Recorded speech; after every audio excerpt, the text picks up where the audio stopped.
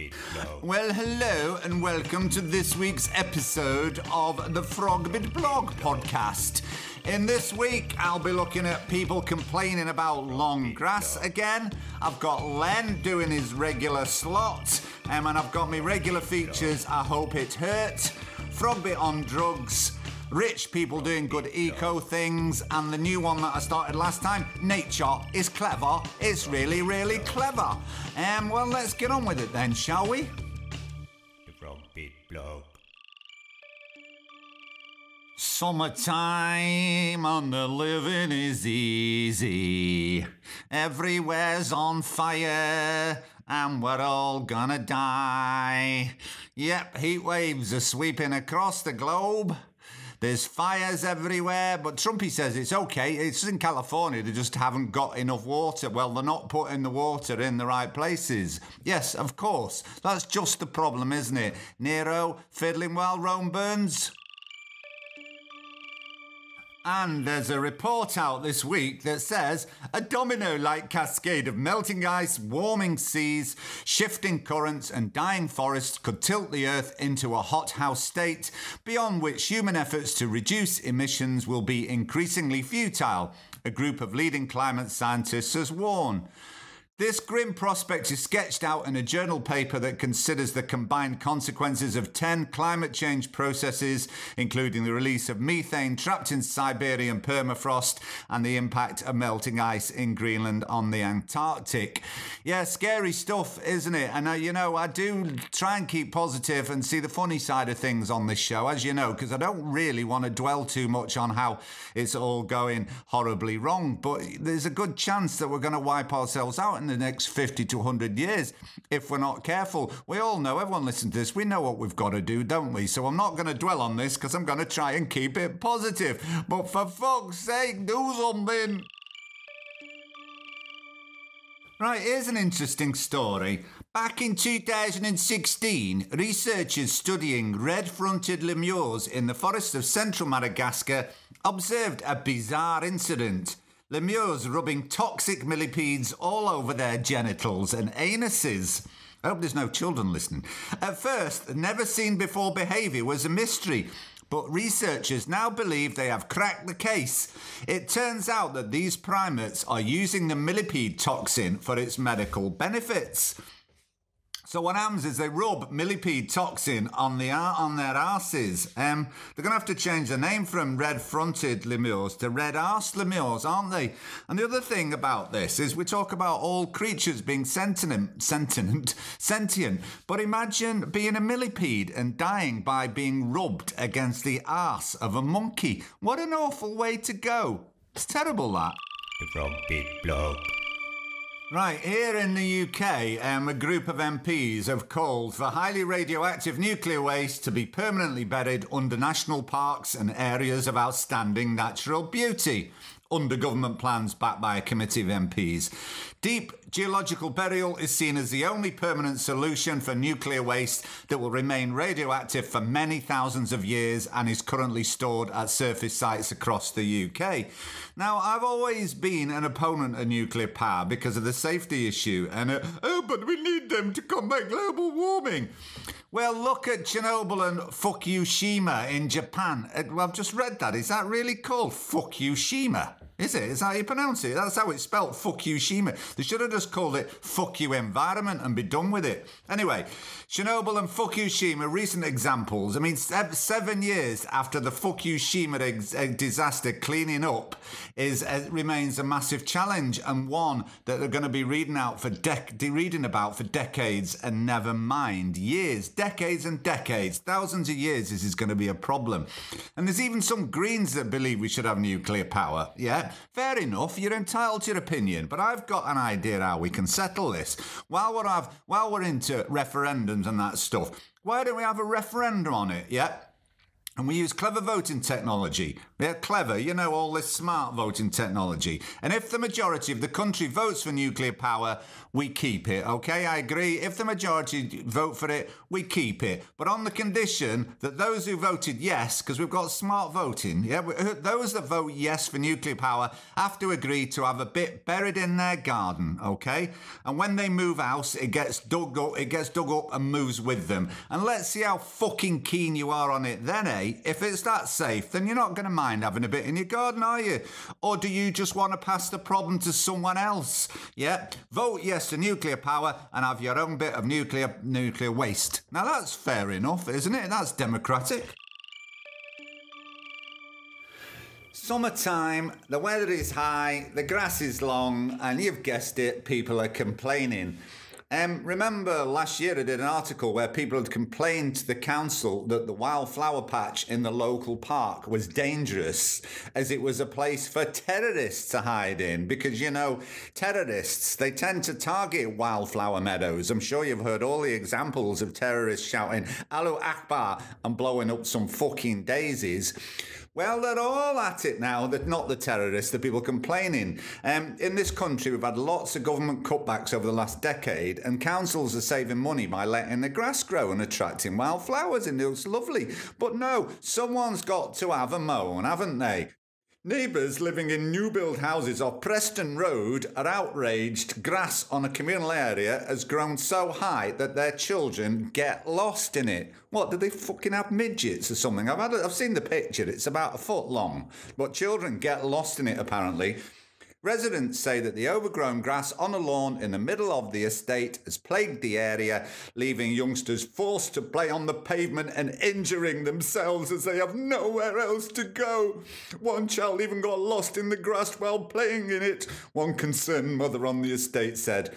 One woman, Katie Cressy, took matters into her own hands and mowed part of the lawn so her children could get outdoors, because obviously they couldn't even get out the front door.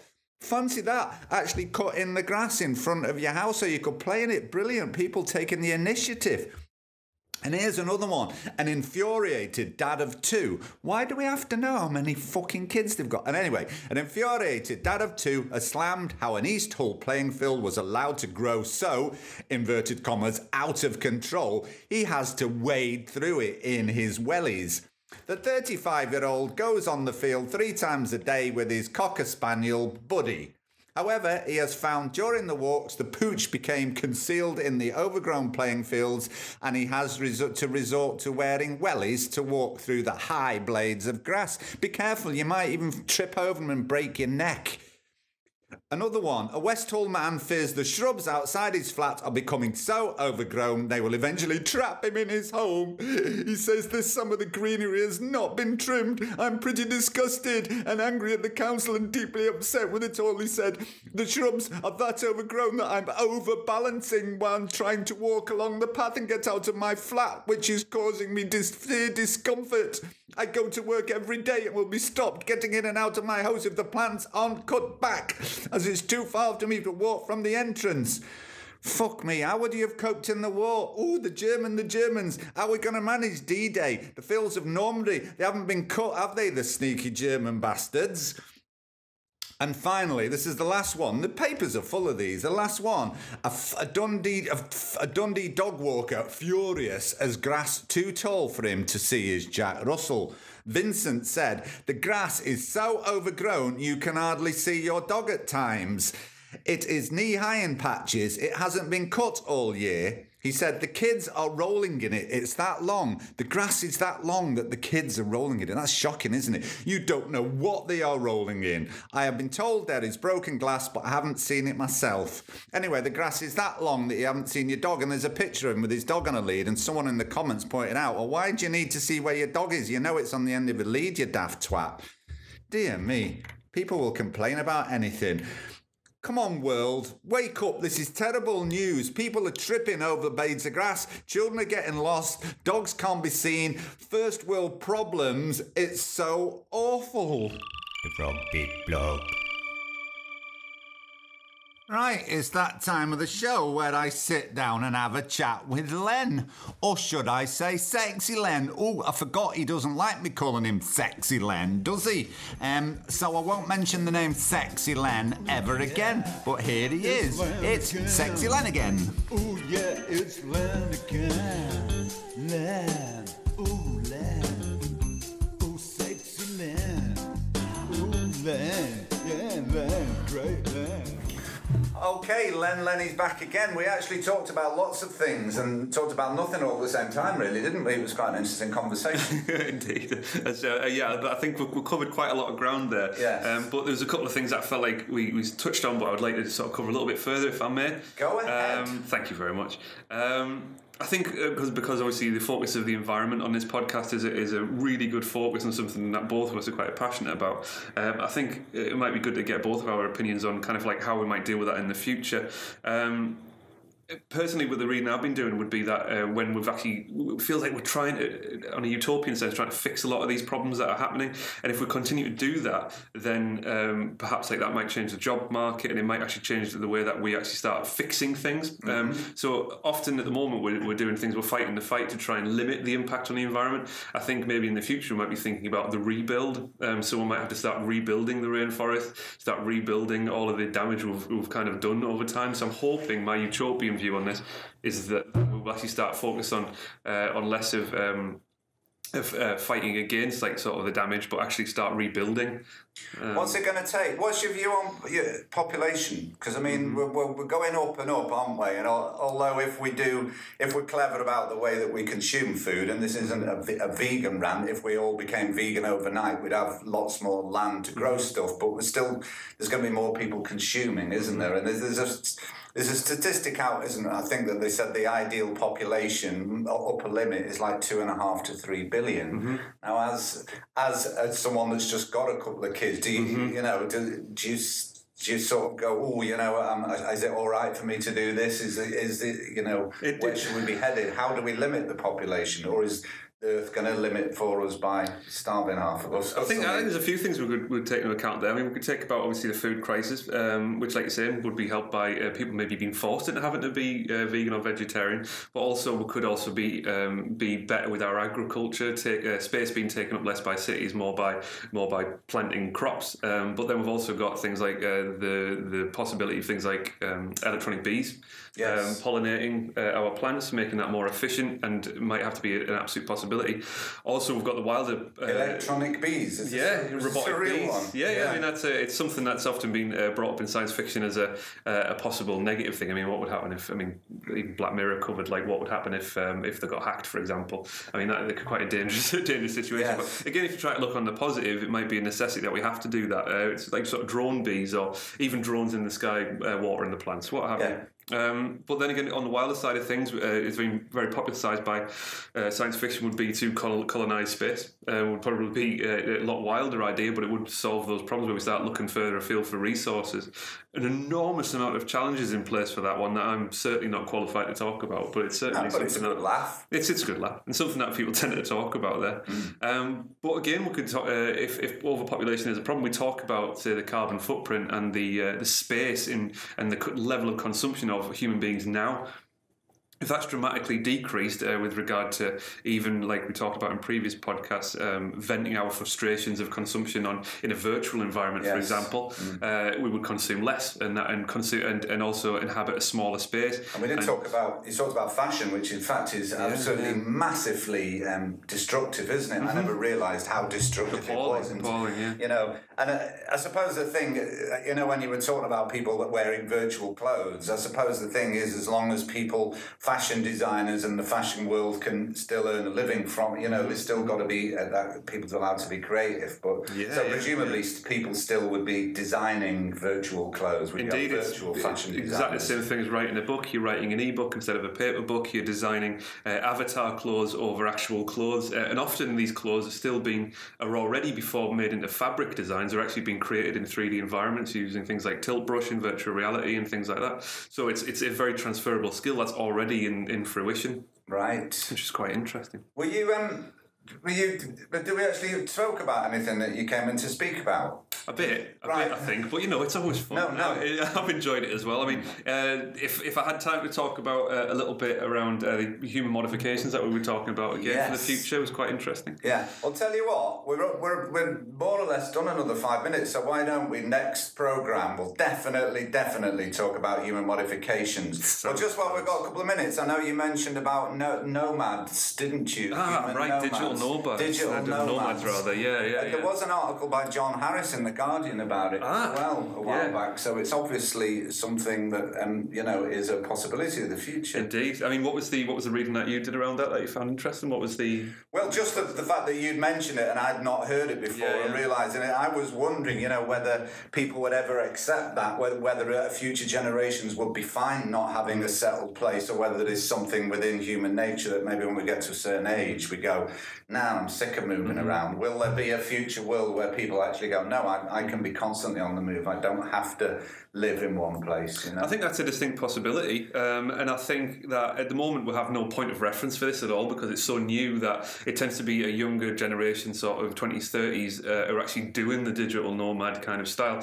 What would happen when those people are going to be starting Yes, that's 40, 50, 60, isn't it? That's when it gets very interesting. Yeah. Obviously, just to run over that again, if people haven't heard of it before, it's a digital nomad is someone who would basically be using technology in a creative way, so it could be phones, laptops, things like that, and travelling between locations depending on what work is necessary. So instead of someone basically travelling like as they would if they were a miner, for example, back in the day, you might travel between mining towns. At the moment, it's people actually travelling with a laptop and moving between hostels, Airbnbs and things like that, working on things like 3D modelling or website design. Or just one thing though, why would they have to move? It's a good point. Often has to work with other people. So, for example, the main locations are San Francisco, California, that kind of thing. It's quite that's popular. Still, it slightly contradicts what we said the other week, because that's actually people having to physically move around. But in the future, won't people be able to do it all? You know what I mean? It's quite interesting, two viewpoints of you have to travel the world to be around people, but also virtual reality might mean that you can just sit in your own home and work with those people. Absolutely. Yes. Often there's really big tech startups starting in India, Southeast Asia, where people are working digitally on really good internet connections, manage to work 2 or 3 days a week, and then you can just sit around on the beach for the other days as well. Yeah. That's another aspect of sort of the digital nomad kind of existence. I think a lot of people still, especially creative people, as yourself, still like face-to-face. Yeah. And you need that contact at the end. Well, yeah, because you're playing off other people, aren't you, when you're being creative? Look, you've rattled on again. I'm going to have to stop you, but next time we're going to talk about messing with people's bodies. That sounded a bit weird, didn't it? Thank you very much for coming in again, Len. Thank you. Yeah, it's Len again. It's sexy Len. Okay, it's time for another episode in the series. Oh, good, I hope it hurt, I hope it hurt. Ha, ha, ha, ha. Oh, good, I hope it hurt, I hope it hurt a lot. Hey, oh, good, I hope it hurt, I hope it hurt. Ha, ha, ha, ha. Oh, good, I hope it hurt, I hope it hurt a lot. Hey! Hunter gets eaten alive by a pride of lions after he murdered a cub. Ingwalala Private Nature Reserve in South Africa was shaken with the screams of a man who was attacked and killed by a pride of lions in private game reserve near the Kruger National Park. Before the lions were dispersed with the help of gunshots, they'd eaten most of the body, barring the head. That was untouched. I wonder why they tell us that, but hey, maybe they played football with it, who knows? Police initially thought that the victim was a tractor driver who worked in this private reserve. But later on, when the driver appeared alive, the suspicion began to grow. A hunting rifle was recovered near the remains of the dead that almost confirmed it to be a trophy hunter who had sneaked into the private reserve. Now, I got this from this website called Voyager Channel, and I think it's African, and this is what it says about the incident. It's so lovely worded. The man was killed viciously and the incident has been very disturbing and terrifying. Nevertheless, sympathy does not stand with the victim who had been hunting in the private reserve. And when someone like him transgresses the limits and enters the domain of lions with the intention of harming them, the king of the jungle never forgets its animal instincts for survival. The encounter then is a fair game. Lions with their power and a trophy hunter with his gun met his chosen fate. Brilliantly put. Here we go, all together now. Ooh, good, I hope it hurt, I hope it hurt. Ha, ha, ha, ha. Ooh, good, I hope it hurt, I hope it hurt a lot. Hey! Ooh, good, I hope it hurt, I hope it hurt. Ha, ha, ha, ha. Ooh, good, I hope it hurt, I hope it hurt a lot. Hey! Now, if you remember on last episode, I had the King's College Traditionals on, didn't I, to come and do a theme tune, and it went horribly wrong again. But I'm going to keep the theme tune because their parents, Lord and Lady Ponsonby's Twatface Smythe, whatever the name was, paid me a rather a lot of money. And in fact, if they keep bribing me, I might get them to come on and do one more theme tune, but not for this week anyway. So it's another in the series of... Nature is clever, it's really, really clever. Nature is clever, it's really, really clever. Nature ain't a Tory, nature ain't a Trump. That's not saying much because they're really, really dumb. Oh, nature is clever, it's so fucking clever. Cleverer than Trevor, though I don't know a Trevor. That's all I'm hungry clever. Actually, there's weather and never. I'm fucking vegan leather. But nature is clever, it's really, really clever. Nature is clever, it's really, really clever. Right, while we're on the subject of nature being really, really clever, I'm going to talk about slime mould. You know, I've mentioned slime mould a couple of times because I was talking about slime mould and its place in the intelligent universe and how it can navigate a maze. In fact, I sang a song about it. I'm a slime mold cowboy. I saw it navigate a maze on a YouTube video. And then I briefly mentioned its next trick. What it can do, it can plan the most efficient transport networks much more quickly than humans. Wow. So, for example, if you were building a road system from scratch, which I'm sure most of you do often in your spare time, I do it most weekends. Anyway, you had towns and cities and stuff, but no roads or railway lines. The slime mould would spread out in the most efficient way very quickly. Now, what they do it in the lab, is they put slime mould or food on a map where the cities and towns and places were, and the slime mould finds the most efficient way to get around quickly, as it were. Now, I'm not sure what the famous slime mould's favourite food is, but apparently they do like oats. So they're really, really clever, semi-intelligent, in fact. The ones that live up here get all the top jobs. And they can communicate. So I wonder what they say. Oh, here we bloody go. Professor Bleeding What's-Her-Face is playing them bloody games with us. I'm bloody sick of this. Another bloody transport system she wants us to design. Says the engineer's a pain in the arse and we're cheaper. OK, kids, in the car. We're off on another bloody journey. Oh no, do we have to? I don't want to do that. No, no, oh. Look, don't bloody moan. We get to stop up at Oats R Us. Restaurants all over the gaff, don't we? Are we there yet, Dad? I'm bored. I feel sick. This is shit. I need a wee. Which just goes to show... Nature is clever. It's really, really clever. Nature is clever. It's really, really clever. Nature ain't a Tory. Nature ain't a Trump. That's not saying much because they're really, really dumb. Oh, nature is clever. It's so fucking clever. Cleverer than Trevor. Though I don't know a Trevor. That's all I'm hungry clever. Actually, there's weather and never. I'm fucking vegan leather. But nature is clever. It's really, really clever. Nature is clever. It's really, really clever. OK, here's another one in the series of... Frogbit on drugs. Now, I have been accused of glamorising drugs on here, but I just wanted to say this isn't what I'm trying to do. I'm trying to point out the hypocrisy of government attitudes towards certain drugs over others. And I do honestly believe we needed to adopt a different approach at how we deal with all drugs.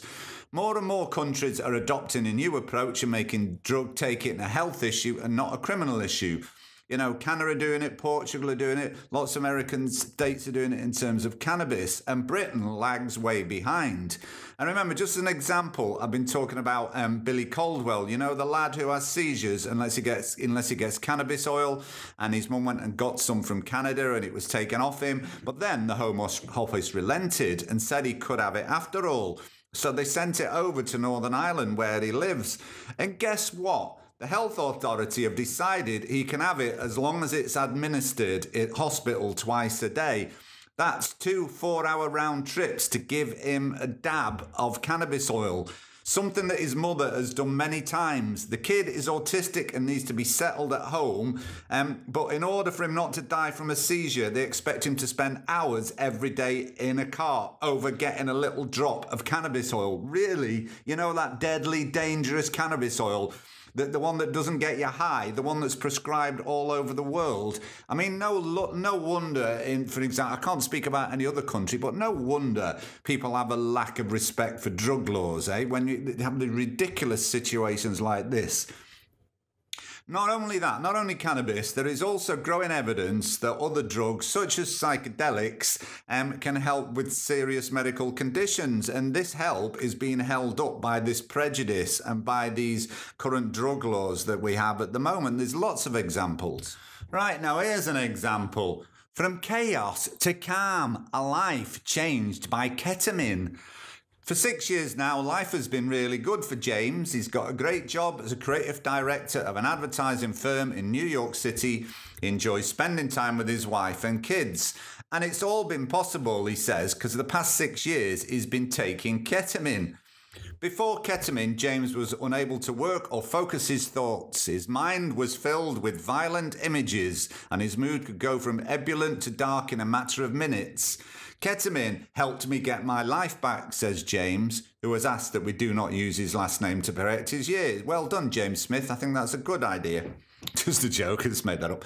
But ketamine's story took a surprising turn in 2006 when researchers at the National Institute of Health showed that an intravenous dose could relieve severe depression in a matter of hours. Since then, doctors have prescribed ketamine off-label to thousands of depressed patients who don't respond to other drugs. Meanwhile, doctors have been trying ketamine on patients with a wide range of psychiatric disorders other than depression, and there is now growing evidence it can help people with anxiety, bipolar disorder, post-traumatic stress disorder, and perhaps even OCD. I think it's actually one of the biggest advances in psychiatry in a very long time, says Dr. Martin Teacher, an associate professor. Look, there we go again with nominative determinism. A professor's called Teacher. Yeah. Anyway, Dr. Teacher, an associate professor of psychiatry at Harvard. There you go, another positive drug story, how if we change our attitude, these things might, in a medicinal sense, these things might have a very positive effects on a lot of people's lives. Okay, here's another one in the series of... Rich people doing good eco things. Rich people doing good eco things. Rich people doing good eco things. It's not where you're from, it's where you're at. And you can't help it if you're a posh rich twat.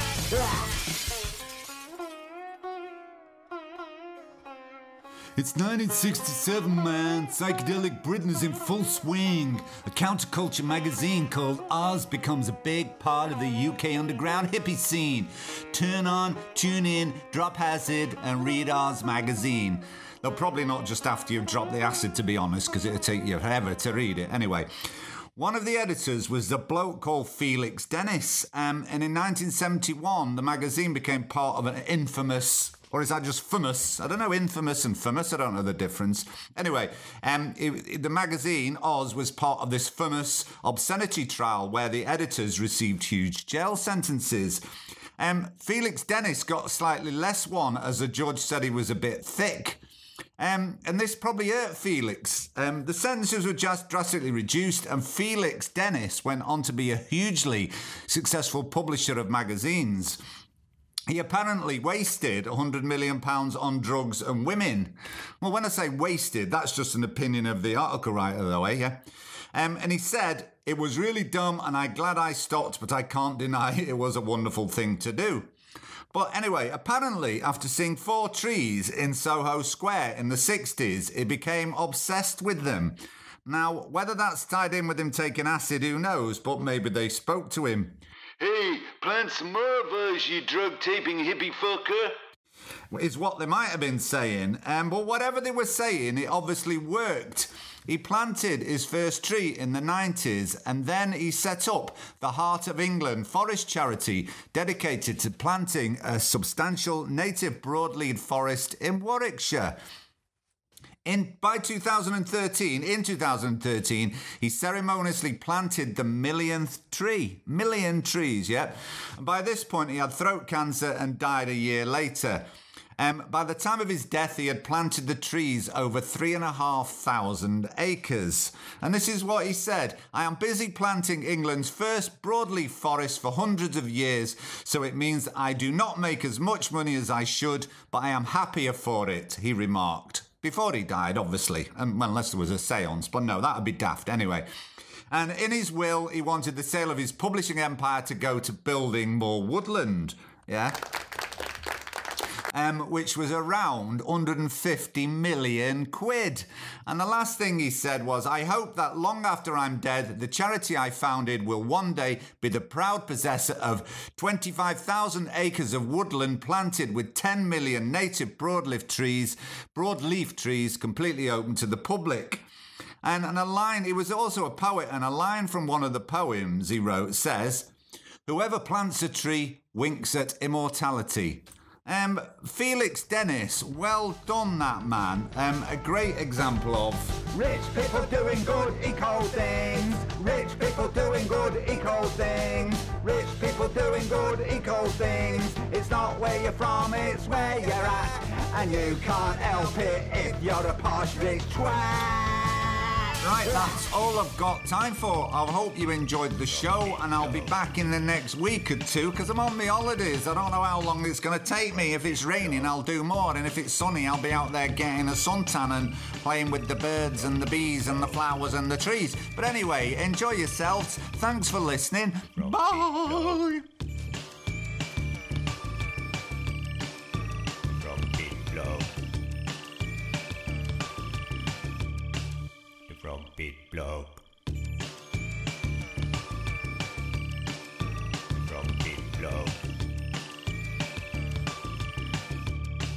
The Frogbitblog.